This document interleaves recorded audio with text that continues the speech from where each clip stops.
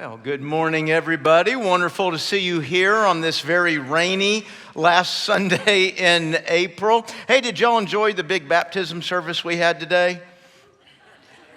You're saying, did I miss something? If you were here last week, I announced we're going to have a big baptism service today. Don't really know why I said that.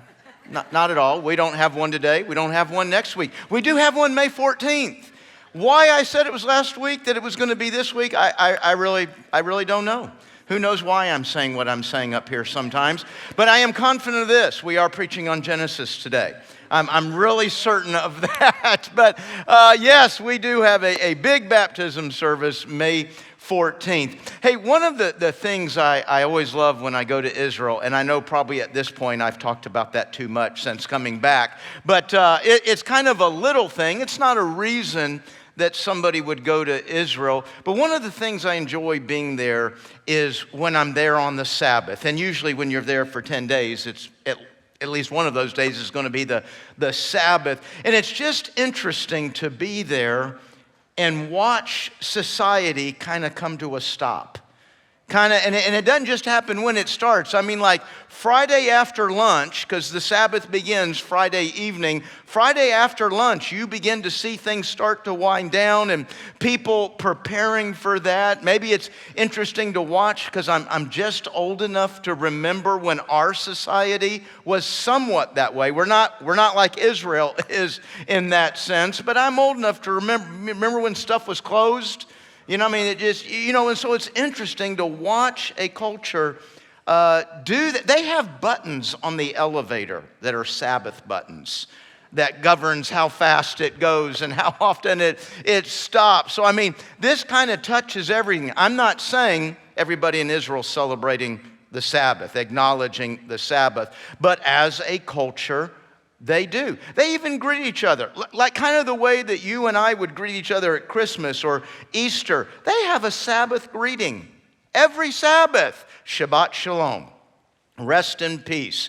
And so you just kind of see it and feel it all the way through the culture as they celebrate the Sabbath. It's kind of exciting to see that. Again, maybe I'm saying that because we are a culture that has walked away from that. And I'm talking about that today because we're getting ready to talk about the Sabbath today. We're going, last week it was 6 days of creation, and the seventh day is an introduction to us of the Sabbath. You know, just if you get nothing else today, think of this. Look where God places the teaching on the Sabbath. I mean, we're talking about page 1, page 2, however your Bible's laid out. We're talking about one of the very first things, foundational things, beginning things that God is giving to us. You know, we tend to talk about this more at Easter because, you know, they had to take Jesus off the cross before Sabbath began. But as you know, and I just referred to a second ago, in Israel, the Sabbath begins Friday evening. Not in the morning, but in the evening. And the reason for that is actually what you and I read last week in Genesis chapter 1. You see, for them, the beginning of the day is not just a Sabbath day issue, it's an everyday issue. Because when you read Genesis 1, what do you see? There was evening, there was morning the first day. There was evening, there was morning the second day. Now, why did Moses write it that way? I don't really know. Is that a command that you and I are to understand that the beginning of the day is nighttime? No, it's not. But that is where the Jewish thinking comes from. That's why they see sundown as the beginning of a new day. So that's why the Sabbath starts on a Friday. So interesting, all these things you learn. Of course, it tends to be heavily about rules. What I hope we see today, folks, is that the Sabbath is a gift.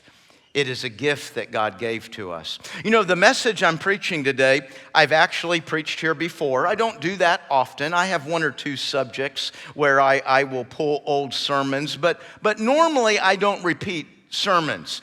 But I'm repeating today. And not only have I preached it here before, I've preached it here recently. Just 2 years ago, March of 21, I preached on the Sabbath. You say, well, why are you preaching again today? Because you didn't get it last time. I can say the exact same thing. You didn't get it before. And by the way, that starts with me up here. As I went over this, I thought how much we don't get it. You know, as I set up for that sermon 2 years ago, I didn't do that this time, but 2 years ago I actually did 2 messages, and I kind of showed in the first message how we're all living on empty. Do some of y'all remember that? Man, we're living on empty. And we all, man, hey, listen, different things going on in our lives. We can all arrive at a place of emptiness in our life. What COVID did, what 2020 did, was it brought the entire nation to empty at the exact same time. Maybe the whole world, right? I mean, we were all together on empty, and that's not a good thing. And I actually talked about using medicine, using psychology to say, hey, we've got some rough years in front of us. There's a problem with living at empty, and it bears consequences. And now here we are 2 years later, and I would say it was much worse than I thought it was going to be. It's been, hey, 21, 22, in some ways we're a lot worse than 20. Man, folks, listen, you can't live at exhaustion and be okay. You know, we're a society, I like to say, I mean, you know, you pick your word. I say we're an agitated society. You know, hey, might be happy, might have a smile on my face, might have just heard good news, might be prosperous, but there's always a little flame down there for agitation. And it can go to full burn so quick. And that's how we're living today. And folks, God wants to re-energize, refuel, help you and me be ready to go every week, every month, every year, if we just let Him. If we just let Him. You know how I know that? One of the most well-known passages in the Bible, a passage you've read probably more times than you can count, Psalm 23. The Lord is my shepherd. He's the one who guides, who protects, who gets me where I need to go, provides for what I need, takes care of things I don't even know about. So with the Lord as my shepherd, I got no needs. I've got everything I want. That's David's testimony. And what he does in the rest of the psalm is he begins to catalog what it's meant in his life that he has the Lord as his shepherd. Have you noticed what the first 3 things cataloged are? He'll make me to lie down in green pastures. I'll have physical rest. He leads me beside still waters. That may or may not mean anything to you. If you're a sheep, it means a ton. You know, when you're big with wool, getting wet is not what you want to do, because then you weigh like 1,000 pounds and you drown. You know, so getting near, sheep know near rushing, moving water, this is not a good place. This is an anxious place. This is a fearful place. But the shepherd wants to get me to places where the anxiety level comes down, where there's a sense of calm. What does the shepherd want for me? Not just physical rest, but emotional and mental rest. He restores my soul. Now we're talking about just my entire person, not breaking it down physical, emotional, man, just restoration for my soul and for my well-being. And you know who that shepherd is, don't you? He's got a name, Jesus. And Jesus in the New Testament reiterates the same thing he offers us in the Old Testament. Come to me, all who are weary, and I will give you what? Sabbath. That's the word there. Come to me, and I will give you Sabbath. Hey, are you weary from guilt? Are you weary from shame? Are you weary from trying to be good enough? Are you weary of bad news? Are you weary of trying to hope that things are going to get better? Are you weary of disappointment and discouragement? Are you weary of people? To all that, Jesus says, man, I got what you need. I've got what you need. Come to me, and I will give you Sabbath. And we don't go. Yes, I'm very aware I'm talking to people who are sitting in church this morning. Yeah, you and we don't go. I'm kind of hearkening back to my January series. Remember that, called Help? How much we need the Lord's help, and yet We'll all say, I need it. Oh, I'm greatly dependent upon you, Lord. And then charge into the issue, the relationship, the problem, into the new day with no real plan of his help. Even if I've asked for it. Hey, listen, I'm going to do this and I'm going to go into this whether you show up or not, God. Now, Lord, boy, if you want to bless, by all means, please do. If you want to come make this faster, easier, more prosperous, better, whatever you want to do, God, please do it. But folks, we all have a plan for going forth without God. And that's how we then live our day. We don't go to him for the rest he's designed for us to need. Now, that's not just about, I'm so tired. Yeah, sure, it's some of that, but it's so much more than that. Man, it's our designer. Let me say it again. Look where this is. We have just been created. Genesis 1, 26, 27. We have just been created. And look what God gives to us in Genesis 2. Look up here. It says, thus the heavens and the earth were finished, all the host of them, and on the seventh day God finished his work that he had done, and he rested on the seventh day from all the work that he had done. So God blessed the seventh day, and he made it holy. He blessed it, he made it holy. What is the Sabbath? What is it that God's blessing and giving to us? You know, the real key is in that word holy, which is not necessarily a word you and I come to quick understanding on. Matter of fact, I imagine for some of us, holy is almost a little bit spooky. You know, what is holy? The word simply means not like others, distinct, set apart. In other words, there's 6 days, but now on this seventh day, I want it set apart. I don't want it to look like the others. I want it to be different from the others. God is putting in place for you, for me, and remember, he's doing this in what is still a perfect world. This isn't a result of the fall. This isn't a result of you being tired and exhausted. He's putting in a rhythm of life for Adam and Eve that's in a perfect world. Every 7 days, stop. And he elaborates on this, as I think a lot of us know, when we get to the fourth of the 10 Commandments. And he says this, remember the Sabbath day, keep it holy. 6 days you shall labor. 6 days you run errands, make a living, do all of those things, do all your work. But the seventh day is a Sabbath. It's a rest. It's a stop to the Lord your God. You know, you look at that last phrase, to the Lord your God. You know what? You can rest out on the lake. You can rest in bed. There's no doubt there is a rest in doing that. But you're not having the Sabbath God designed for you separate and apart from him. They go hand in hand. It is a Sabbath. It is a stop. It is a celebration to the Lord. To the Lord.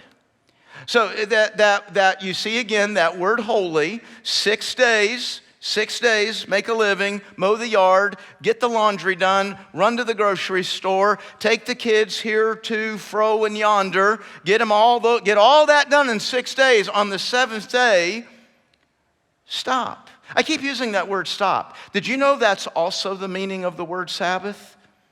Again, understanding that rest. It's not just about needing more sleep or being tired. Rest, it means stop, cease.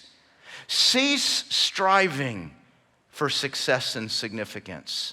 Cease working for achievement and accomplishment.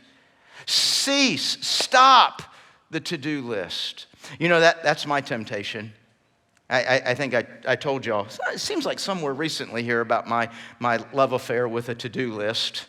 I kind of live by the to-do list. And you know, folks, gosh, I mean, I can get home on a Sunday afternoon and maybe Karen's doing something, maybe she's taking a nap, and I think, you know, and I'll reason this out in my head because I know it's a sin. And whenever you and I know we're about to sin, we got to work it out in our head, right? And so I'll tell the Lord, now, Lord, I just like an hour or two, just want to check these things off. And you know what, Lord, I'll be able to rest so much better. I've said that. I'd love to say, 20 years ago when I was a bad Christian like all of you, No, I've said that in 2023. I've had this conversation with God. It's a temptation of mine. Lord, I'm not going to spend the day doing just a couple, just one, two things. Just want to check them off, and I'll be good to go, Lord. And then I'm going to rest. All you, God, after that. You see that, folks, this issue with the Sabbath is a very real temptation. Let's just put it down here at brass tacks. You can get more things done in 7 days than you can 6. Period. Bottom line. There's no debate about that. God didn't say that's not true. It is 100% true. You can get more done in 7 days than you can in 6. Or for all of us good churchgoers, you can get more done in 6.5 days. Because some of us are going to leave here just all in love with God and everything, and boy, it's hair on fire the rest of the day. All right? So I can get more done in 6.5 days than I can 6. The only problem is that's not my design. I was made by somebody, and he knows how the parts go together, and he knows how they work, and the designer said, you do this for 6 days, and then you stop. You know, folks, you think of all the commands in the Bible. Think of the ones that come to your mind. Think of the ones that you struggle with. This doesn't seem like a hard one, does it? This just seems like it should be, dare I say, easy. This ought to be the easy command to obey. Stop. I can do that. And yet, you know, throughout Jewish history, throughout Christian history, and while we are similar, we're different. The histories are not the same. This command to Sabbath has been fought and debated and disobeyed and over-interpreted, overruled. I mean, we have done so many things with the Sabbath except what God gave it to us for. So let's do a quick study. Let's run through it again. And man, Lord, maybe 10 of us will actually change something. I'm skeptical, just as much of myself as I am you. We do not Sabbath. We do not receive from God the help and the gift that he has because we're too strong, don't need it. I'm too strong and I don't need it. Are we talking about mental health more than ever before? I'm not sure we're as strong as we think we are. So what is the Sabbath? Now, some of what I'm about to say is just a repeat of what I've just said, okay? What is the Sabbath? We see it there in Genesis chapter 2. God created for 6 days, and on the 7th day, he Sabbathed. And right here, throughout my time of ministry and life of teaching about this, now, of course, now, God is not Sabbathing because he's exhausted. Right? I even made a little joke about that last week. Hey, just give me a break, okay? Just give me a moment. I just made the whole universe. Give me a moment to rest. No, God's all powerful. You know, the needle never moves off F for him. It's always full. It's always full on ideas, always full on creativity, always full on strength and energy. He's always full. But now you and I go to how you and I get it empty. But then I realized, hey, wait a minute, maybe that's a part of our misunderstanding in this. Is I think that the only purpose of the Sabbath is if I'm exhausted and tired and just can't go anymore. But what if that's not God's point? God's not tired, God's not exhausted, and he says, hey, we're going to Sabbath. We're going to stop here. Because in the idea of rest, in the idea of stopping is the ability to enjoy what's happened the last 6 days, to celebrate what has happened the last 6 days, to trust my well-being is not in more work. My well-being is in God. I can rest in my designer. Yeah, the grind has to go on. You got to get back out there tomorrow and get after it, right? Man, can you imagine living a life where you can never stop the grind, the fight, the tension, because you got to win and you got to survive and you got to, man, what an exhausting way to live. How sad that you and I don't show the world anything differently. We act like we're out there in the same grind, the same fight, the same tension. Hey, aren't we supposed to be showing, hey, I get to rest? It's a luxury. It's a luxury God has given to us to rest. Man, folks, it's not about being tired. It's not about the name of a day. It is about a flow of life. So spiritually, emotionally, physically, mentally, we need not an hour or two. It's not called a Sabbath hour. It's not called a Sabbath morning. We need a Sabbath day. Now, what day is the Sabbath? I doubt any of you are losing sleep over that question. It's on Sunday. What's the question here? I'm going to answer it because it has been something kind of debated down through the ages. When I say debated, the Jews have never debated it. They know when the Sabbath is, right there in Genesis 2. It's right there in the fourth commandment. It's the seventh day for them. That's a key word. For them, the seventh day was what you and I would refer to as Saturday, or in their case, Friday night to Saturday night. It's over at dinner time, Saturday night. So they've never debated that. They've never wondered. They've ignored it, but they've never debated it. Okay? For it's not a debate between Jew and Christian. I'm going to step out on a limb here and say the Jew could care less what you call the Sabbath. They're not bothered by it. They're not working through that. This is not a debate between Jew and Christian. It has been a debate sometimes between Christian and Christian. Anybody in here have a friend, a Seventh-day Adventist? That would be one very identifiable group. There's other groups, smaller groups that really with a lot of conviction, believe that you and I are sitting here this morning in total disobedience and are not going to ever fully know God's blessing and God's kindness because we're not on Saturday. And their reason for that, and I'm going to say something, folks, they have a pretty good reason for calling us out on this. There is no verse in the Bible that says stop doing it on Saturday, start doing it on Sunday. Does that freak you out a little bit? Wait, what? Why are we doing this? Okay, let's think about that just a second. First of all, the command is not about the name of a day. The command is about a cycle of life, how we do life. And at least in the American culture, maybe I'd look at this a different way in another culture. As a matter of fact, I could call out some cultures. Hey, if I lived in Israel, I'd probably go to church on Saturday. Okay? But in the American lifestyle, if you're looking at a 7-day cycle, what do you consider Monday morning, the beginning of the week? And there is one place where we kind of think of the evening as the start of something, Friday afternoon, right? When we're getting on the bus after a day of school Friday, everybody's spirits a little lifted up. When we're getting in the car and leaving Friday from work, we're all real happy because we're about to start what's the best part of that? End. Listen, yeah, on a lot of our calendars, Sunday's over here on day 1, Saturday's over here on day 7. That's not how we live. In our cycle of life, in our flow of 7 days, it's Monday to Saturday. And that's what the command is. Romans chapter 14, verse 5 through 6 actually says, honor the Sabbath, but don't exalt one day over another. Okay, yeah, I want you to put in place this flow of life. And you have to somewhat measure what's going on around you to understand that flow. So Monday through Saturday, in the way we live, Sunday is day 7.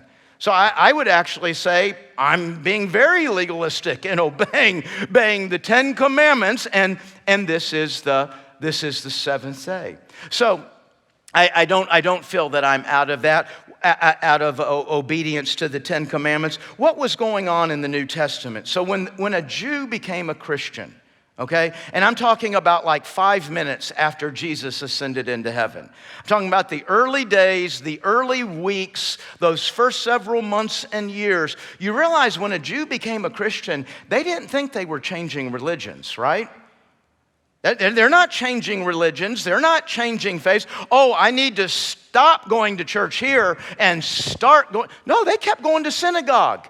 And synagogue met on Saturday. Why would they have done anything different? They have received the entire hope of the Jewish faith, the Messiah, the Lord Jesus. They didn't think they were making any change. They were stepping into the fulfillment. But it didn't take very long before the synagogue said, you can stop coming here. And they invited them very persuasively to stop coming here, like stoning you to death. I don't know, if you start throwing rocks at me, I'm probably not coming back next Sunday. That's just me. Maybe you're different. And so then they began to move and migrate to meeting as what you and I would refer to as Christians, all right? And they began, and this is in the Bible, and they began to meet on Sunday. Why did they meet on Sunday? You and I, we just did it a couple weeks ago, didn't we? You and I celebrate Easter once a year. They moved to Sunday because they thought, hey, let's do this. Let's celebrate the resurrection of Jesus every single week. And they saw that Sunday as succeeding. So what we're observing in the New Testament is what they did.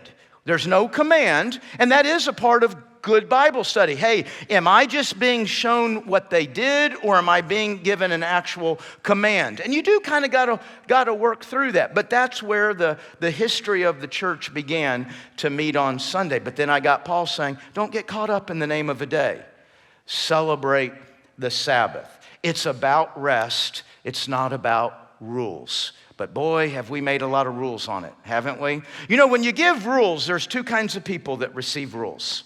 There's one kind that ain't nobody telling me what to do. And I think that's kind of an American personality. We're probably all very familiar with somebody starts telling me what I can and can't do, we can kind of bow up a little bit, don't we? But there is another kind of personality. By the way, it's just as bad as the disobeying. You give me a rule, I'm going to make 3 more rules out of it. And then hold you accountable, judge you for not keeping not just the rule, but the 3 rules I made up. And in Jewish history, you can kind of mark before the exile, okay, and then after the exile. And I know I'm throwing out words like y'all all know what that is historically, but before 586 BC, the Jews had 2 primary problems. They ignored the Sabbath, and they were polytheistic. They knew the one God, but they worshiped lots of gods. After they came back from exile, what'd they do? They fixed it. And they went from going way too far that direction to going this direction, and it's the right direction. But sometimes we can even do too much with the right direction. Now, one, they became extremely monotheistic. There's not much wrong direction about that, right? But then they picked up the Sabbath, which they always struggled with, and they made over 600 rules about what to do and not to do on the Sabbath. You could not carry a fig on the Sabbath. You could carry your child on the Sabbath, unless your child was holding a fig. I have now sinned, and I have to put the child back. And Jesus is going, are you kidding me? You guys have lost your mind. You notice in the New Testament, there is one dominant argument Jesus has with the Pharisees from the beginning of his ministry, and that is over the Sabbath. And they're back and forth on what he can do and what he can't do. I love in Mark chapter 2, verse 27 to 28, I look at it as the original mic drop. Jesus said, hey, listen, guys, okay, I'm just going to stop right here.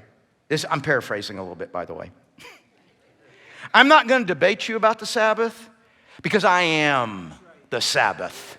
I'm it. I'm not going to debate you about it. I'm it. I am Lord of the Sabbath. And boy, he takes them right back to Genesis 1 and 2. And I made it for you.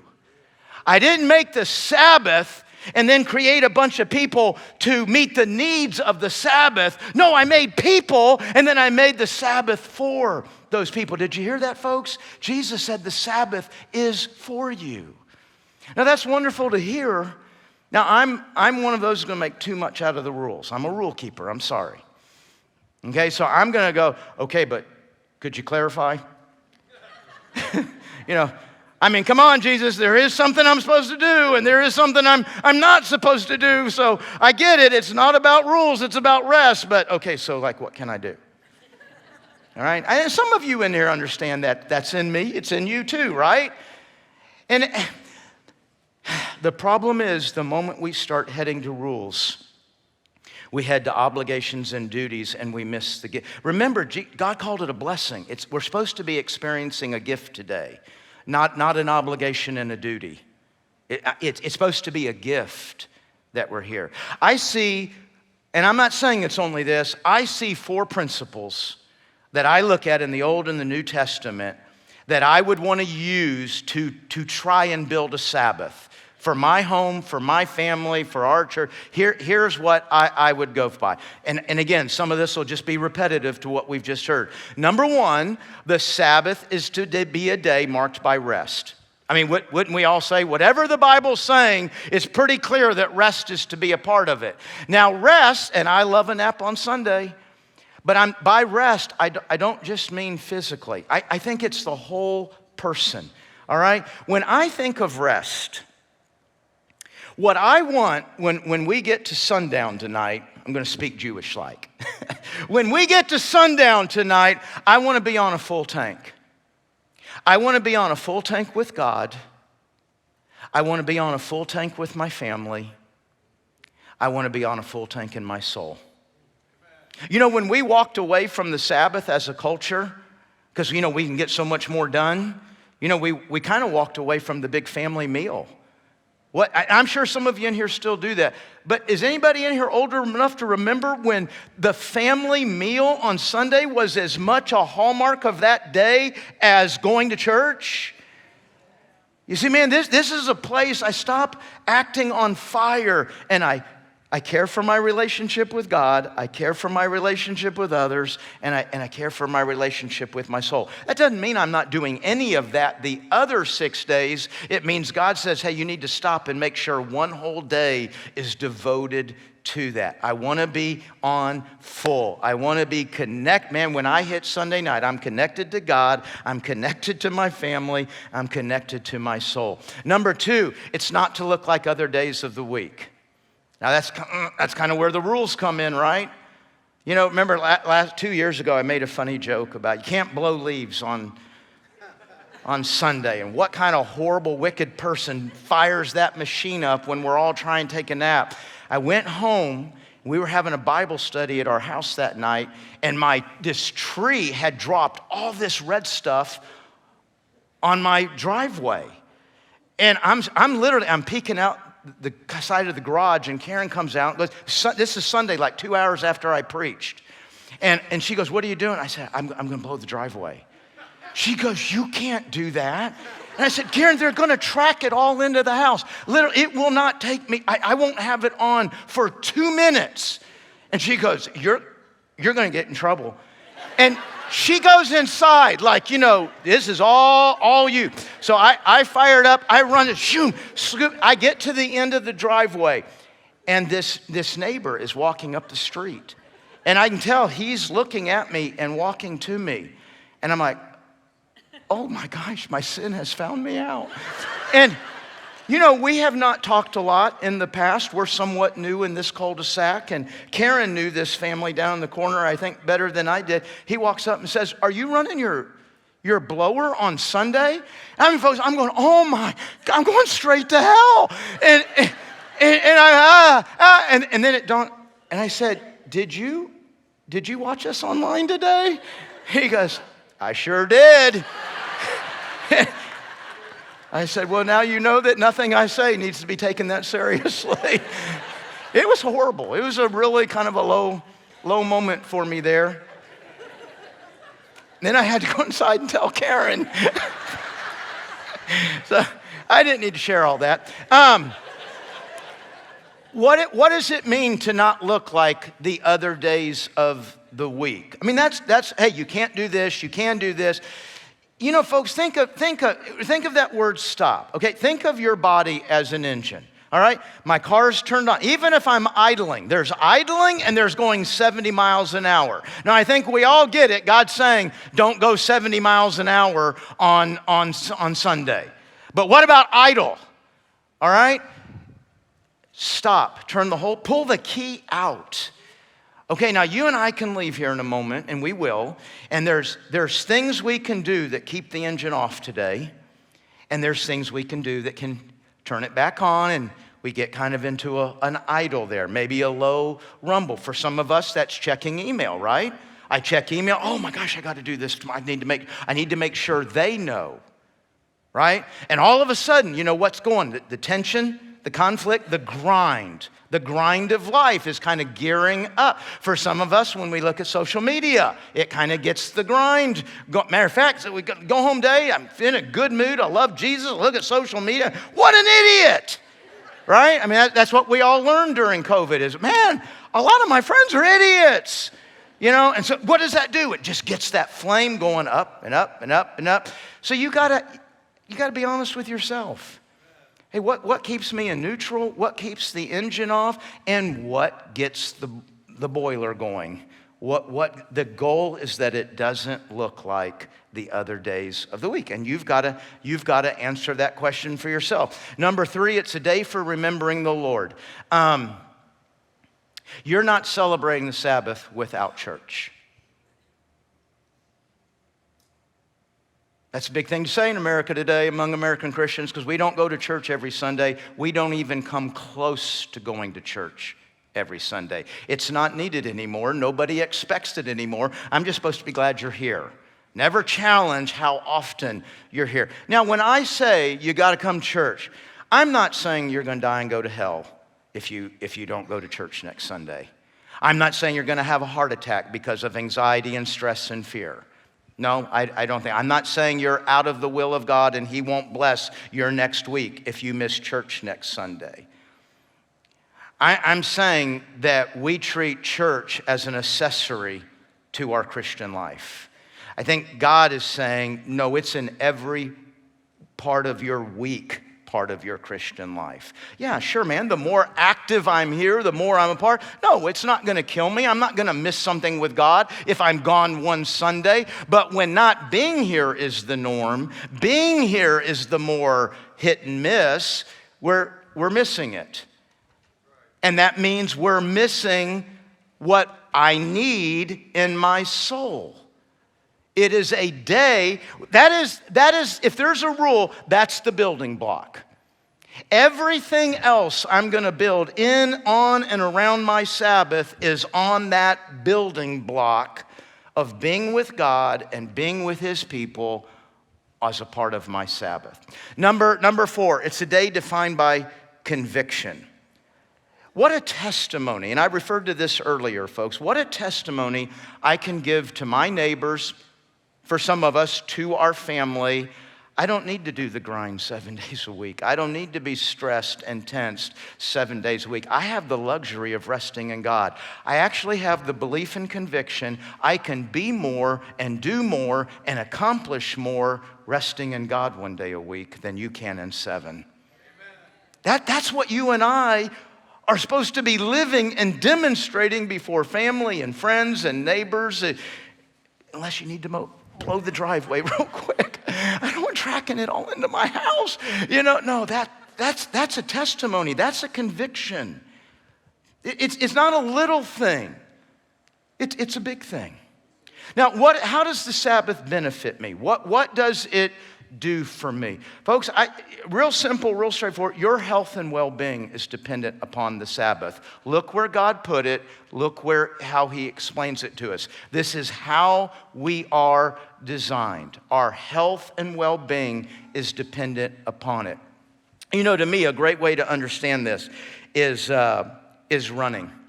Long distance runners live kind of by a principle, and I'm more like a short distance jogger now. But I was at one time in my life a long distance runner. And in long distance running, there's a principle, there's a rule you live by. If you wait till you're thirsty, it's too late. When thirst hits here, you're already dehydrated. Now, I kind of grew up right there, coming in out of the 70s into the 80s, and it was right at the end of a real stupid era of athletics and coaching. Anybody here old enough to have a coach tell you you're weak if you need water? Yeah, I mean, you ask for water, you're going to run an extra lap is what you're going to do. You didn't ask for water. Boy, was that stupid. So I did workouts and accomplished those workouts, probably dehydrated. I've run races, not on purpose and not because the coach said anything, but I know I've run races and I achieved. I did well in the race and was probably dehydrated. What I didn't know is that I had missed optimum. I missed what could have been if my body was fully hydrated. I also don't realize the damage that I'm doing to my body. Some of that damage can be immediate. You ever been watching a football game late August, early September, and everybody's going down with a hamstring, and you'll almost always hear the announcer say, boy, it's really hot out here today. They're dehydrated. A pulled muscle, very connected to being dehydrated. So some of the consequences of dehydration can be immediate. Others are over a lifetime as the body starts to break down because it's never had what it needed. You know what the Sabbath is? It's God scheduling a cool drink of water for you before you break down. You may be fine. You may be able to achieve. You may be even able to achieve well, but you don't realize what could have been. And you don't realize the damage that you're doing to yourself by not taking that cool drink of water. I'm not saying the Sabbath is all there is to health. Hey, we can talk about exercise and diet and sleep pattern. Hey, even prayer. I mean, science. We've talked a lot about science the last 2 or 3. Science has said there is a measurable difference in the health and well-being, the recovery of people who are prayed for, prayed with, and pray with others, right? So there's something for our health. That's another thing God has given us. But here's my point. Minor things won't fix your health if you ignore the major thing. And that sounds strange to call prayer minor. I'm calling the Sabbath major because of where God puts it in its introduction and how often it's repeated all the way through the Bible. And I'm not just thinking about our physical, spiritual, emotional. The health and well-being of me is directly tied to the Sabbath. So folks, we got to be asking ourselves this question. What can I do every Sabbath that enjoys, that celebrates, that rests in God? Enjoys, celebrates, and rests in life. There's going to be things common to all of us in answering that question. Going to church, maybe a meal, maybe the nap. And then there'll be some things that are going to be unique to each of us. Some of us are going to fill that tank out on a hike. Some of us are going to fill that tank reading. Some of us are going to fill that tank watching a movie. Maybe we're going to do it playing a game together. We're all going to answer that question a little bit differently. I guess what I'm saying, folks, if you don't go home and have a conversation with yourself, a conversation with a spouse, with a family. Hey, maybe you're not married, you live with a roommate. If that roommate's a question, I'd have a conversation. Hey, what can we do to create a Sabbath in this place? And talk about that and get a conviction about it and live it. If there's no conversation, then guess what?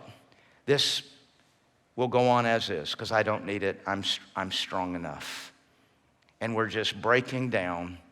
And we're missing the chance to show the world all around us, man, in the grace and the love and the forgiveness of God, I don't have to fight anymore for approval and worth.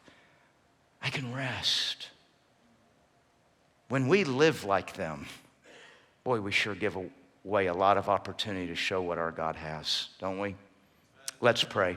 Jesus, help me, help us, help our home, help our church build a Sabbath. It's in Jesus' name we pray. Amen.